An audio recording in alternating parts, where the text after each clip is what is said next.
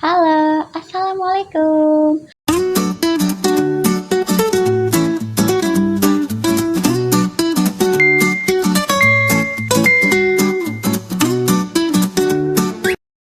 Yang pertama kali aku rasakan saat aku datang ke sekolah, aku tuh kayak masih mimpi gitu loh teman-teman. Kayak aku tuh ini bener nggak ya, kayak mau lanjut gitu. Apakah aku udah siap? Jadi aku tuh kayak masih mengaca pada diriku sendiri kayak aku tuh emang bener nggak sih bisa gitu loh menjalaninya gitu. Jadi kayak ada keraguan dalam hati sendiri gitu. Sebenarnya itu kan tidak baik ya teman-teman. Kira-kira teman-teman ada nggak sih yang pernah ngerasain kayak gitu? Happy sebenarnya, happy karena bisa melihat anak-anak yang banyak. Setelah itu kan kita ada hari dimana masa observasi.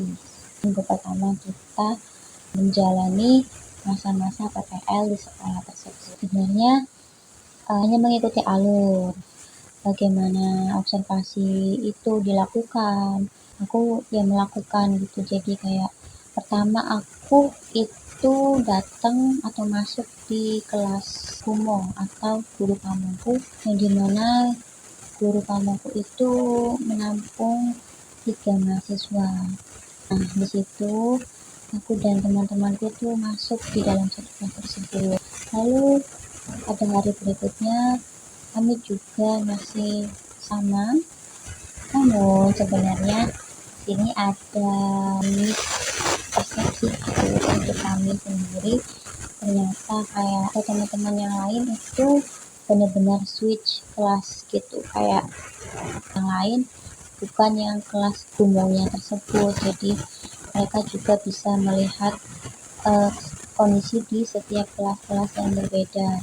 Sedangkan aku dan teman-temanku itu masih masuk di kelas yang sama. Gitu. Jadi tapi it's okay. Tahunnya tuh kayak udah mau akhir gitu, mau akhir. Pas observasi dari kita baru tahu kalau ternyata kita juga switch. Jadi kayak kita ya udah kita udah terlanjur gitu kan, kita nggak tahu gitu. Sedangkan ya nggak ada yang memberitahu kami juga gitu. Ya sebenarnya sih kembali lagi gak ada yang salah nggak ada yang benar, oke? Nah, oke, setelah itu tuh kayak minggu kedua itu kalau nggak salah ke hari dimana kita melaksanakan micro teaching. Nah di situ tuh praktek langsung di kelas, tuan membuat RPP-nya tuh sesuai dengannya dari kita yang sudah kita pernah buat di kampus gitu. Jadi kayak guru kelas pun sudah menyerahkan apapun yang kalian buat ya sudah laksanakan gitu, tetap disesuaikan untuk target usia yang kita kejar itu usia berapa. Jadi RPP-nya kita juga harus menyesuaikan usia anak itu supaya kegiatan pun juga sesuai dengan karakter atau dengan perkembangan anaknya gitu.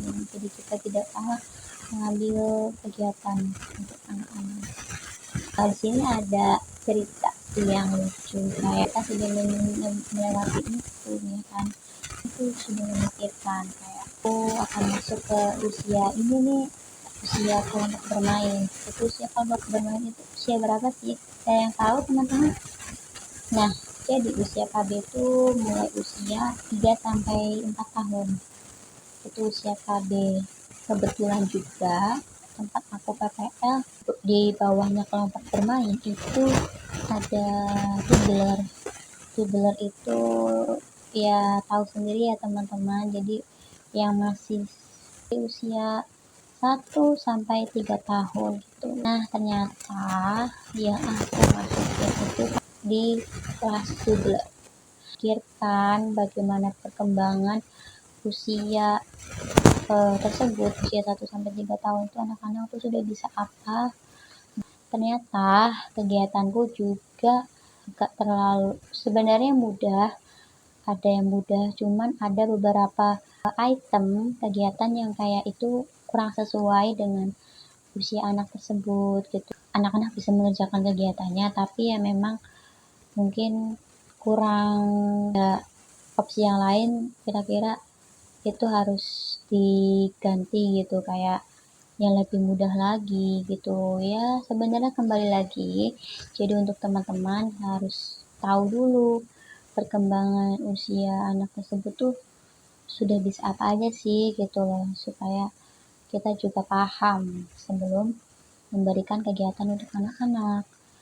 Ya, di sisi lain tuh ada sih anak yang sudah bisa gitu loh dan mau mengerjakan, mungkin ya karena perkembangan kognitif anak kan berbeda-beda ya teman-teman, atau mereka tuh mempunyai minat belajar mereka masing-masing gitu loh. Kayak ada yang mereka tuh sudah kognitifnya sudah berkembang baik, dia sudah mau mengikuti pembelajaran di kelas, tapi ada juga yang kayak mereka tuh masih kurang fokus gitu, memegang sebentar terus mereka sudah berpindah mainan gitu, mengambil mainan, atau berpindah area mereka mengambil mainan dan lain sebagainya. Jadi itu pengalaman yang sangat berharga sih sebenarnya yang aku dapatkan dari Lantip, karena aku juga belajar bagaimana aku bisa memilih kegiatan yang ramah anak, yang sesuai dengan kebutuhan usianya, dan juga bisa menarik gitu untuk anak-anak. Oke, sebenarnya masih banyak teman-teman pengalaman yang belum aku ceritakan, belum aku share ke kalian. Kira-kira teman-teman penasaran nggak sih gimana sih pengalaman aku setelah masa-masa awal PPL aku dan sampai di hari terakhir itu bagaimana? Itu kalian kalau penasaran komen di bawah ya video-video berikutnya. Bye.